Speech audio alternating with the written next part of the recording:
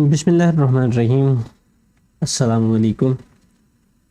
आज का हमारा टॉपिक है journals method for the preparation of salt. Salt basically हमारे पास दो तरह के होते हैं। या तो साल्ट जो हैं ये वाटर सॉल्युबल होते हैं, वाटर सॉल्युबल, या साल्ट जो हैं ये वाटर इनसॉल्युबल होते हैं।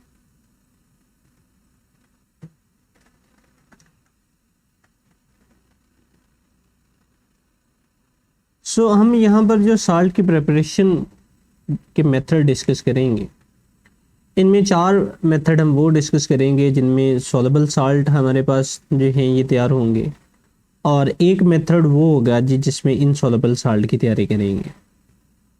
इन साल्ट की प्रिपरेशन के लिए हमें ये जानना ज़रूरी है कि आया कि हमारा साल्ट जो है ये वाटर सॉल्युबल है या वाटर इनसॉल्युबल है। तो यहाँ पर हम पहला मेथड अब डिस्कस करेंगे कि साल्ट को जो है वो सॉल्युबल साल्ट की प्रिपरेशन के जो मेथड हैं जी वो किस तरह से है, ये सॉल्युबल साल्ट को हम किस तरह से तैयार कर सकते हैं। इनमें हमारे पास पहला रिएक्शन जो सॉल्युबल साल्ट की तैयारी का है जी वो है जी by the reaction of acid and a metal, यानी इसको डायरेक्ट डिस्प्लेसमेंट रिएक्शन भी बोला जाता है। मिसाल के तौर पर अगर हमारे पास एसिड हो जी HCl, इसका हम रिएक्शन करवाते हैं मेटल लाइक कैल्शियम के साथ।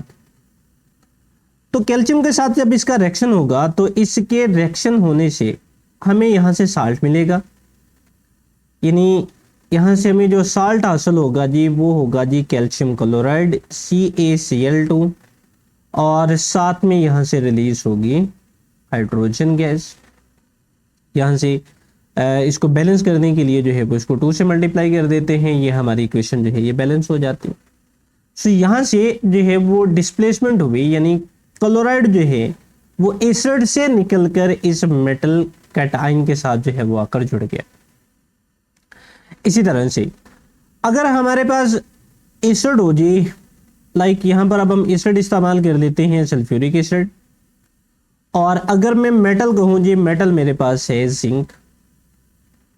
अब जब सल्फ्यूरिक एसिड के साथ आकर रिएक्शन करेगी तो इसके रिएक्शन से हमें जो साल्ट मिलेगा वो मिलेगा जिंक सल्फेट ZnSO4, और साथ में हाइड्रोजन गैस जो है वो रिलीज होगी। सो इस तरह से डायरेक्ट डिस्प्लेसमेंट रिएक्शन के जरिए, यानी bye the reaction of acid with metal के जरिए हम सॉल्युबल साल्ट जो है वो इनकी तैयारी कर सकते हैं। यानी ये ऐसे साल्ट हैं जो पानी में हल हो जाते हैं। तो नेक्स्ट रिएक्शन की तरफ मूव करते हैं। नेक्स्ट रिएक्शन है हमारे पास by the reaction of acid and base, यानी न्यूट्रलाइजेशन मेथड।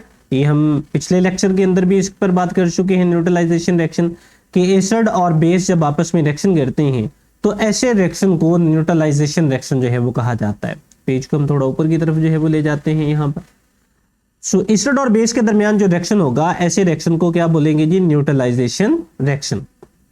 लाइक हमने पीछे बात की थी, अगर हमारे पास बेस हो सोडियम हाइड्रोक्साइड, और इसका अगर हम रिएक्शन करवाते हैं हाइड्रोक्लोरिक एसिड यानी HCl के साथ, सो यहां से हमारे पास साल्ट बनेगा सोडियम क्लोराइड यानी NaCl, और प्लस फॉर्मेशन होगी वाटर मॉलिक्यूल की H2O।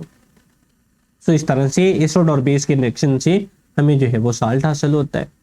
इसी तरह से अगर बेस हो हमारे पास पोटाशियम हाइड्रोक्साइड KOH, और इसका अगर हम रिएक्शन करवाते हैं हाइड्रोक्लोरिक एसिड यानी HCl के साथ, तो यहाँ से हमें साल्ट हासिल होगा जी पोटाशियम क्लोराइड KCl, और साथ में वाटर मॉलिक्यूल जो है वो हासिल होंगे।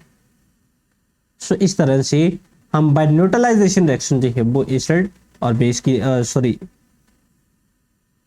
इस तरह से हम बाय न्यूट्रलाइजेशन रिएक्शन जो है वो साल्ट की तैयारी जो है वो कर सकते हैं। सो नेक्स्ट रिएक्शन की तरफ मूव करते हैं जी।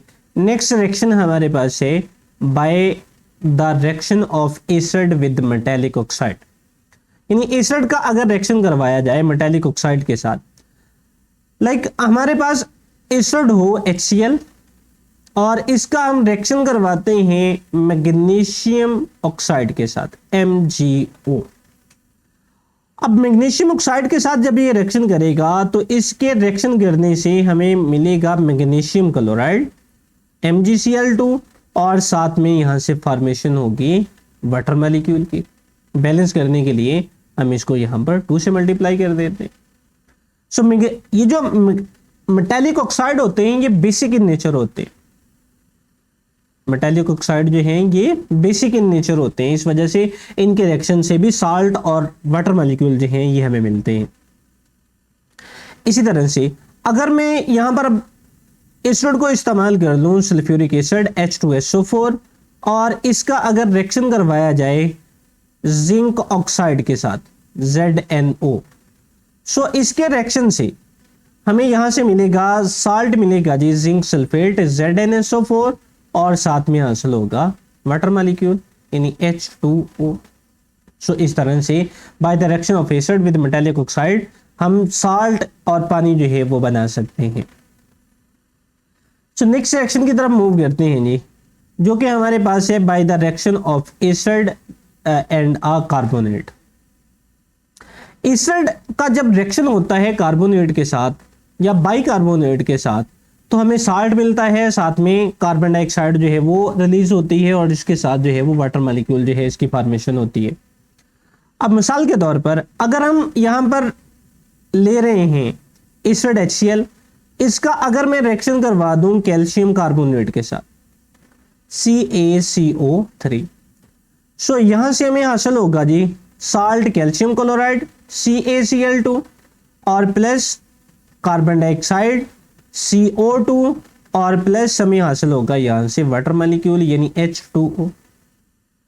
सो इसको बैलेंस करने के लिए जैसे कि जो हमारे पास प्रोडक्ट है इस साइड पर क्लोराइड हमारे पास 2 हैं, इनको बैलेंस करने के लिए हम इसको 2 से मल्टीप्लाई कर देते हैं। क्लोराइड जो है वो हमारे पास 2 हो गए, हाइड्रोजन 2 है, हाइड्रोजन 2 हमारे पास है, कैल्शियम 1 है, कैल्शियम हमारे पास 1 है, कार्बन 1 है जी रिएक्टेंट वाली साइड पर, प्रोडक्ट वाली साइड पर भी 1 है, ऑक्सीजन जो है वो रिएक्टेंट वाली साइड पर 3 है और इसी तरह से प्रोडक्ट वाली साइड पर भी 3 है, 2 CO2 के साथ और 1 जो है वो H2O के साथ। तो ये हमारी इक्वेशन जो है वो बैलेंस होती है। इसी तरह से इसकी एक और एग्जांपल देख लेते हैं।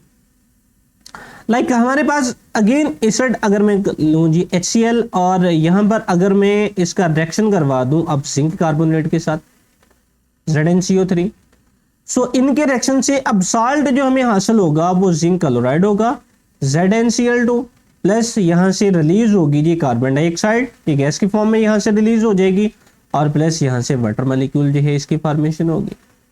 अगेन इसको बैलेंस करने के लिए HCl को हमें 2 से मल्टीप्लाई करना पड़ेगा। सो ये हमने 4 मेथड डिस्कस किए जिनके जरिए हम सॉल्युबल साल्ट जो है वो तैयार कर सकते हैं। अब एक मेथड हमारे पास वो है जिसके जरिए हम इनसॉल्युबल साल्ट जो है वो तैयार कर सकते हैं। सो इसको ऊपर की तरफ कर लेते हैं। सो नेक्स्ट हमारे पास है जी